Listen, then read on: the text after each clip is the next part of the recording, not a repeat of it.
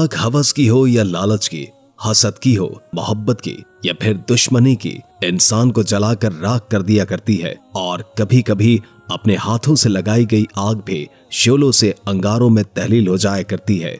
हैदर अली एक यूनिवर्सिटी में प्रोफेसर तैनात थे और अपनी जिम्मेदारी बहुत एहसन तरीके से अदा कर रहे थे। उनकी बीवी फौजिया भी उसी यूनिवर्सिटी में प्रोफेसर थी। हैदर अली से उसकी मुलाकात तालिब इल्मी के दौर में हुई थी, जब वो उसी यूनिवर्सिटी में इंग्लिश डिपार्टमेंट में पढ़ते थे। कैफे आते जाते उसका हैदर अली से सामना होता रहता था। फौजिया को देखते ही उसकी आंखों में मोहब्बत की जो कंदीलें रोशन हो जाया करती थी, उससे वो बाखबर थी। वो ये भी जानती थी कि उस जैसी हसीन दोशीज़ा को देखने के बाद किसी और को देखने की चाह नहीं हो सकती। वो अपने हुस्न और खूबसूरती से बखूबी वाकिफ थे। हैदर अली की वजीह शख्सियत से वो भी कम मुतासिर न थे।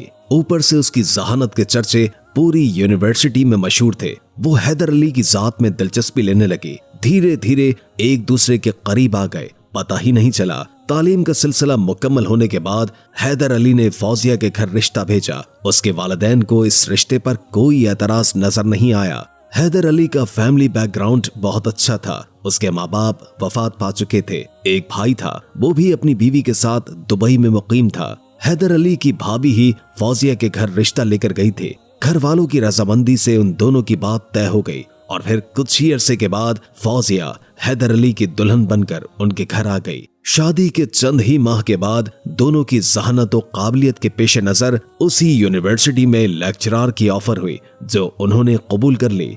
वक्त अपनी रफ्तार से आगे बढ़ता गया और उनकी शादी को 10 बरस बीत गए थे, मगर उनके आंगन में कोई फूल न खिल सका। उसकी सौंधी खुशबू उनके दिलों को मुअत्तर करती। 10 सालों में फौजिया में कोई तब्दीली रोनुमा नहीं हुई, बल्कि वो इन सालों में और भी निखर गई थी। वो पहले से कम उम्र लगने लगी, क्योंकि उसके साथ हैदर अली का बेपनाह प्यार और मोहब्बत था और देखने वालों की आंखों में भी हमेशा उसके लिए सताइश हुआ करती थी। उस रोज यूनिवर्सिटी से वापसी पर वो कुछ गुमसुम सी थी और गाड़ी ड्राइव करते हुए सारा रास्ता हैदर अली की बातों पर गायब दिमागी से बस हूं हाँ ही करती रही थी।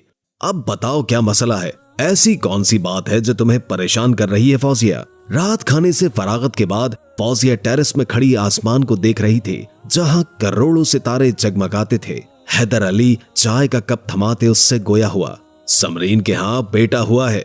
समरीन फौजिया की कुलीग थी। उसकी शादी को 10 बरस हो गए थे। वो इन 10 बरसों में 3 बच्चों की मां बन चुकी थी। ये तो बहुत खुशी की बात है। हैदर अली मुस्कुराया और फौजिया के लबों पर भी फीकी सी मुस्कुराहट आ गई। वो उसकी मुस्कुराहट से उसके दिल की बात तक पहुंच गए। हैदर अली प्यार से उसका बाजू हाथ में थामकर कहने लगे, देखो उस पाकज़ात से कभी मायूस हरगिज मत होना। वो जब चाहे सूखे हुए पौधों में भी फूल खिला दे, उससे अच्छी उम्मीद रखनी चाहिए। वादा करें हैदर, आप कभी नहीं बदलेंगे। उसके चेहरे पर जमाने भर के गम छा गए और आंखें भीग गईं। उसके अंदर अंदेशे सर उठा रहे थे कि बे औलाद होने की वजह से हैदर अली बदलकर कहीं उसे छोड़ न दे। पगली, वादा रहा, हैदर अली सदा तुम्हारा ही रहेगा। वो उसे बाजू से थामकर अपने करीब ले आए, जिससे इत्मीनान भरी मुस्कुराहट फौजिया के लबों पर फैल गई और वो भी मुस्कुराने लगी। उससे अगले ही रोज की बात है। वो क्लास से निकल रही थी कि सना उसके करीब आकर बोली, ऑफ होने पर मेरे साथ शॉपिंग पर तो चल रही हो ना? सना न सिर्फ उसकी कलीग थी, बल्कि वो दोनों एक ही यूनिवर्सिटी में पढ़ती भी थी और सदा इकट्ठी ही रहती थी। हाँ चलते हैं, मैं जरा हैदर अली को बता कर आ जाऊं। सना से कहती हुई वो हैदर अली के ऑफिस की तरफ बढ़ गई। यूनिवर्सिटी से वो सना के साथ बाजार चली आई। शॉपिंग के बाद सना बोली, यार बहुत भूख लग रही है। इस बात पर उसने हाथ में मौजूद रिस्ट वॉच पर वक्त देखा, जो शाम के 4 बजा रही थी। अरे क्या सोच रही हो फौजिया? सामने रेस्टोरेंट है, चलो कुछ खाते हैं। हाँ सना, मगर तुम 1 मिनट रुको, मैं गजरे खरीद लूं। रोड के उस पार उसे गजरे वाला नजर आया और फौजिया बड़ी तेजी के साथ आगे बढ़ गई कि कहीं गजरे वाला आंखों से ओझल न हो जाए। अचानक दाएं तरफ से आती तेज कार को वो देख न सकी और उसकी जद में पूरी तरह से आ गई। फौजिया की आंखों तले ऐसा अंधेरा आया कि उसके बाद उसे कुछ भी याद न रहा। जब आंख खुली तो उसने खुद को हॉस्पिटल के बेड पर पाया, जहां उसके सामने हैदर अली रंजीदा से खड़े थे। मैं कहाँ हूँ? उसे पूरे 24 घंटों के बाद होश आया था। सर में दर्द की टीसें उठ रही थीं। वो बोलने से कासिर थी, शायद बस यही पूछ सकी और तकलीफ से उसकी आंखों में आंसू आ गए। हैदर अली उसका हाथ थाम कर बोले, रो मत, उनके चेहरे पर फैली उदासी और वीरानी देखकर फौजिया बेचैन हो गई, मगर जब जरा उसके हवास बहाल हुए तो उसे हैदर के चेहरे पर फैली उदासी का सबब समझ आने लगा। उसके साथ जो सानिया हुआ था उसने उसे अंदर से हिला कर रख दिया। उसकी दुनिया अंधेर हो गई। वो अपनी दोनों टांगों से महरूम हो गई थी। हड्डियां इस कदर रेजा रेजा हो गई थी कि वो अब कभी अपने दोनों पैरों पर खड़ी नहीं हो सकती थी। हॉस्पिटल से वो घर आ गई, मगर उसके होठ जैसे सिल से गए थे। हैदर अली यूनिवर्सिटी से वापसी पर फ्रेश होकर उसी के पास चले आए। वो व्हील चेयर पर बैठी पिंजरे में मुकैयद चिड़ियों को देख रही थी। ये भी मेरी तरह बेबस है। उसकी आवाज जैसे डूबने लगी। ऐसी बातें क्यों करती हो फौजिया? अच्छी बातें किया करो। क्या अच्छी बातें करूं हैदर? वही जैसे पहले बोला करती थी। पहले की तरह अब कुछ है भी तो नहीं ना। वो अपनी टांगों की तरफ देखने लगी। अरे यार ऐसे मत बोलो। क्या मैं नहीं हूं तुम्हारे पास? मैं तो अब भी पहले की तरह तुम्हारा ही हूं ना। वो प्यार से उसकी हथेली का बोसा लेते हुए बोले, तुम टांगों से महरूम हुई हो फौजी, मुझसे नहीं। अल्लाह न करे, कैसी बातें करते हैं आप। कभी ऐसा मत सोचना। मैं तुम्हारा सहारा हूँ और मैं ही तुम्हारा हम कदम हूँ। हैदर की बात पर उसकी आंखों में आंसू आ गए। इस हादसे को पूरे 5 बरस बीत चुके थे। इन 5 बरसों में फौजिया बिल्कुल बदल गई थी। ऐसा लगता था जैसे जिंदगी मुरझा सी गई हो। वो बराए नाम ही गुफ्तगू करती, वरना ज्यादा वक्त खामोशी की ही नजर रहता। अगली सुबह हैदर अली यूनिवर्सिटी जाने के लिए आईने के सामने तैयार हो रहे थे। वो उन्हें बगौर देख रही थी। वो बहुत तवज्जो के साथ बाल संवार रहे थे। वो हैदर से अपना मवाजना करने लगी। वो उम्र में उससे कितनी बड़ी मालूम होने लगी थी, जबकि हैदर अली उससे 5 बरस बड़े थे। उसे वो वक्त याद आने लगा जब लोग उसे देखते हुए कहते थे, लगता है वक्त तो आप पर ठहर ही गया है और खूबसूरती में आप अपनी मिसाल हैं। इन 5 बरसों ने मुझे किस कदर उम्र रसीदा कर दिया है। वो सोचते हुए हैदर अली को देखने लगी, जो बहुत निकसिक से तैयार यूनिवर्सिटी जाने की तैयारी में खड़े थे। पहले तो आप इस कदर दिलजमई से तैयार नहीं हुआ करते थे। उसकी जुबान से बेख्तियार निकला, तुमने आज ही गौर किया है शायद फौजी, तभी ऐसा बोल रही हो। मुझे होश ही अब आया है शायद। उसकी जुबान से फिसला। क्या मतलब? वो झंझलाते हुए बोली, खाली मत बैठा करो, किताबें पढ़ा करो, कोई भी एक्टिविटी तलाश करो ताकि उल्टी सीधी सोचे ना आए। हैदर अली मुस्कुराकर उसे खुदा हाफिज कहते हुए कमरे से निकल गए। उसे अजीब अहानत का एहसास हुआ। उसे यूं महसूस हुआ जैसे वो उसे बेकार कहकर चले गए हो। वो सोचों के भंवर में डूबने उभरने लगी। बहुत दिनों बाद चक्कर लगाया है तुमने? कमरे में दाखिल होती सना को देखकर फौजिया ने पूछा। बस यार, अली की तबीयत ठीक नहीं थी, तभी कुछ दिन से नहीं आ सकी। ओह, अब कैसा है अली? वो उसके बेटे की खैरियत पूछने लगी। हाँ, अल्लाह का शुक्र है। एक बात बताऊं, तुम्हें कुछ खबर है हैदर भाई की या नहीं? सना की बात सुनकर फौजिया ने व्हीलचेयर जरा सी सिरकाई और उसके करीब करते हुए गौर से उसे देखने लगी। सना बीबी, मैं टांगों से महरूम हुई हूँ मगर अक्ल से नहीं। मेरा मफलूज वजूद व्हीलचेयर पर है मगर हसासियत जाया नहीं हुई। औरत अपने मर्द के बारे में बड़ी हसास हुआ करती है। वो लम्हा नहीं लगाती अंदाजा लगाने में कि उसके मर्द की तवज्जो का महवर अब वो नहीं रही, बल्कि उसकी तवज्जो किसी और जानिब मबजूल हो चुकी है। उसकी निगाहें, उसकी हरकत सकनात और उसका अंदाज सब कुछ जाहिर कर देता है। फौजिया की बात पर सना उसे घूरने लगी, जैसे उसे उसकी दिमागी हालत पर शुबा हो। मतलब तुम्हें सब कुछ खबर है इस बात की कि हैदर भाई के तसव्वुर का मरकज अब तुम नहीं कोई और है। उसके बावजूद तुम कबूतर की मानंद आंखें बंद किए हुए हो। मैं और कर भी क्या सकती हूँ सना? तुम कुछ न करो, यहाँ बैठकर बस ठंडी आहें भरो। सना ने मुंह बनाया और चिढ़कर बोली, हैदर की तवज्जो का मरकज अब कौन है सना? साबिरा। सना के हैरत अंगेज जवाब पर वो मलाल से होठ भेज कर रह गई। ये कहकर सना अपने घर चली गई। फौजिया के मन में चिंगारियां सुलगने लगी। रात खाना खाने के बाद हैदर अली टीवी लाउंज में बैठे टीवी देख रहे थे कि वो व्हील चेयर पर वहीं चली आई। वो उसे देखकर मुस्कुराए और फिर से टीवी की तरफ मुतवज्जो हो गए। उनकी मसनूई मुस्कुराहट पर उसकी आंखों में नमी सी उतर आई। मैं वो फूल हूँ हैदर, जिसे आप माजी की डायरी में रखकर कब का फरामोश कर चुके हैं, जो आपकी बेएतनाई से मुरझाने लगा है, जो आपकी जरा सी तवज्जो के इंतजार में अपनी असल रंगत और हकीकत को खोने लगा है। तुम्हें क्या हुआ? क्यों ऐसी बातें कर रही हो फौजिया? मुझे क्या हुआ है? उसने खुद कलामी की। देखो, मैं मानता हूँ कि मसरूफियत की बिना पर तुम्हें वक्त नहीं दे पा रहा, ये मेरी कोताही है, मगर ये भी नहीं कि मैं तुम्हें भुला बैठा हूँ। हैदर की बात पर वो खामोश सी हो गई। उसका दिल चाहा कि वो कह दे कि आपकी मसरूफियत का नाम कहीं साबरा तो नहीं, मगर वो चुप रह गई। सना, क्या तुम मुझे साबरा से मिला सकती हो? उसने फोन पर सना से कहा और सना ने हामी भर ली। अगले रोज वो फौजिया के पास थे। पता नहीं सना ने उसे कैसे राजी किया था। साबरा, ये सर हैदर की वाइफ है, पहले ये भी इस यूनिवर्सिटी में लेक्चरर थे। सना उसका तारुफ कराते हुए बोली। साबरा मुस्कुराकर बड़े अदब से मिली, मगर फौजिया के अंदाज में उसके लिए बड़ी सर्द महरी थी। उसे कुदरती तौर पर साबरा से रकाबत सी हुई। साबरा बहुत पुरकशिश खूबसूरत थी। कौन सा सेमेस्टर है तुम्हारा? फौजिया ने उससे पूछा।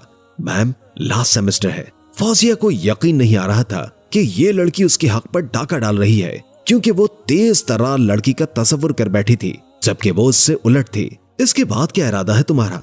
शादी, वो आहिस्ता से बोली तो फौजिया होठ भेज कर रह गई। जानती हो साबरा, तुम जैसी लड़कियों की वजह से ही यूनिवर्सिटी बदनाम हो रही है। वालिदैन अपनी बेटियों को यूनिवर्सिटी भेजते हुए डर रहे हैं। फौजिया के चुपते लहजे पर वो उसकी सूरत तकने लगी।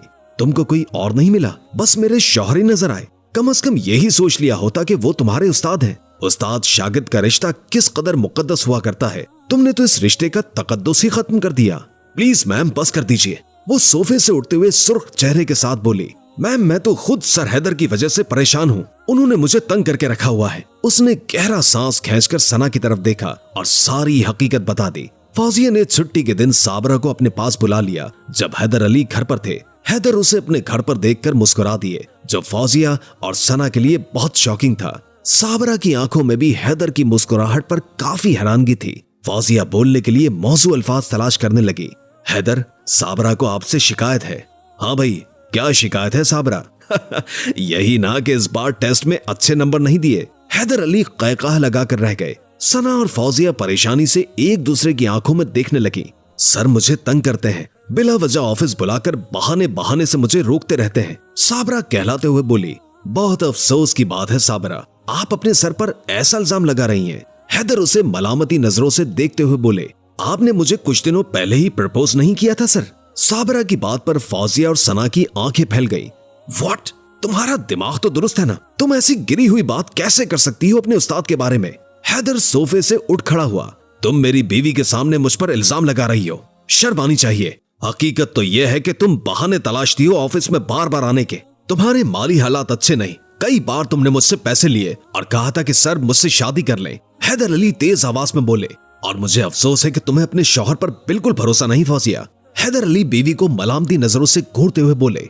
और हाँ, मैं जो अब चुप सा रहने लगा था ना, जिसको तुम मेरी बेसारियत का नाम दे रही थी, वो मैं इस लड़की की वजह से परेशान था, जो हाथ धोकर मेरे पीछे पड़ी थी। मुझे धमकियां दे चुकी है कि आप अगर नहीं मिले तो मैं खुदकुशी कर लूंगी। मैं तुम्हें बताना नहीं चाह रहा था कि तुम फजूल में परेशान होगी फौजिया। हैदर अली खफगी से बोलते रहे। साबरा उठी और कुछ कहे बगैर घर से बाहर निकल गई। कुछ माह के बाद साबरा की अचानक मौत की खबर ने हर एक को गहरा शौक दे दिया। खबर फैले ज्यादा दिन नहीं हुए थे कि फौजिया ने हैदर अली को खौफजदा सा देखा। वो हर वक्त बड़बड़ाते रहते थे। कभी कहते थे कि मुझे साबरा की रूह नजर आती है, कभी कहते कि वो सामने खड़ी है, कभी बताते कि यूनिवर्सिटी के लॉन में जा रही थी। कभी कुछ कहते तो कभी कुछ। कभी कहते, वो देखो फौजी, वो मुझे लेने आ रही है, वो मुझे मार देगी, साबरा मुझे मारने आई है, मुझे बचा लो। शाम यूनिवर्सिटी से हैदर अली घर आए तो काफी चुपचाप थे। रात भी जल्दी सो गए। आपकी तबीयत तो ठीक है ना? मैं थक गया हूँ फौजिया। हैदर अली उठकर फौजिया की व्हीलचेयर के पास ही चले आए और उसके सामने दो जानू होकर बैठ गए। अरे, आपको तो बुखार है, फौजिया ने उसका बाजू थाम कर कहा, जो हरारत से तप रहा था। जानती हो फौजिया, आज क्या हुआ? मैं दफ्तर में था, मेरे ऑफिस में नकाब में एक लड़की आई। मैं समझा मेरी कोई स्टूडेंट है। उसने नकाब उतारा तो वो साबरा थी। उसने मुझसे कहा कि आप मैम फौजिया को हकीकत बताएं कि खुदकुशी मैंने किसकी वजह से की है और अपने गुनाह का खुद इकरार करें, वरना मेरी रूह आपको इसी तरह सताती रहेगी और फिर आप यूं ही सिसकते सिसकते एक दिन मेरी तरह खुदकुशी करके अपनी जान दे देंगे। और इससे पहले कि मैं कुछ बोलता, वो मेरे ऑफिस से निकल गई। मैं बाहर गया मगर वहां कोई नहीं था। हैदर बोलते बोलते सिसकने लगे। फौजिया, मैंने तुमसे झूठ कहा था, मैंने साबरा पर झूठा इल्जाम लगाया था। वो मेरे तकद्दुस और डर की वजह से चुप थी, क्योंकि मैं जानता था कि वो एक गरीब घराने की कमजोर सी लड़की है। मगर मैं ये नहीं जानता था कि जो मैं कर रहा हूँ उसकी सजा इतनी भयानक होगी कि वो खुदकुशी कर लेगी। अपने ही मन को ये आग मैंने खुद ही लगाई थी, जिसकी तपिश अब मुझे बेचैन किए रखती है। उसकी बेचैन रूह मुझे हर वक्त नजर आती है और अब मुझे बेचैन करने लगी है। मेरा सुकून बर्बाद होकर रह गया है। मुझे मेरे गुनाहों की सजा मिल रही है। हैदर अली सुर्ख होती आंखों से फौजिया की तरफ देखते हुए बोले। आपको अपने किए का एहसास हो गया है। मेरे लिए इतना ही काफी है। फौजिया आहिस्तगी से बोलती हुई व्हीलचेयर धकेलते हुए कमरे से बाहर लॉन में आ गई। खुली फजा में सांस लेते हुए उसे सना के फिक्रे याद आने लगे। औरत तब तक नहीं हारती जब तक वो अपनी शिकस्त खुद तस्लीम न कर ले, और झूठ बोलती औरत की आंखों में बेबसी नहीं होती। फौजिया ने यह फैसला कर लिया था कि वो अपने शौहर को ऐसा सबक देगी कि वो जिंदगी भर याद रखेंगे, और इसमें साबरा और सना ने उसका पूरा साथ दिया। असल में फौजिया ने सना और साबरा के साथ मिलकर अपने शौहर को राह रास्त पर लाने के लिए एक ढोंग रचाया था, साबरा की खुदकुशी का ढोंग, जिसमें वो कामयाब हुई थी। और आज साबरा अपने शौहर के साथ मुतमईन जिंदगी गुजार रही है और फौजिया से फोन पर राब्ते में रहती है। हैदर अली ये नहीं जानता था कि उसकी बीवी फौजिया बहुत ज़हीन औरत है। जिस्मानी कमजोरी के बावजूद वो अपना घर बिखेरने से बचा गई, जबकि हैदर अली पशेमानी की आग में जलकर भस्म हो चुके हैं और अक्सर नींद में बड़बड़ाते रहते हैं। साबरा, मुझे माफ कर दो। अगर वीडियो अच्छी लगे तो लाइक करके हमारे चैनल को सब्सक्राइब कर दें और कमेंट बॉक्स में कमेंट करके अपनी आरा से भी आगाह कीजिए और बेल आइकॉन को क्लिक कर दें ताकि हमारी नई आने वाली वीडियोस का आपको पता चलता रहे। अगर जिंदगी रही तो एक और वीडियो के साथ इंशाअल्लाह हाजिर होंगे। अभी हमें इजाजत दीजिए। अल्लाह हाफिज।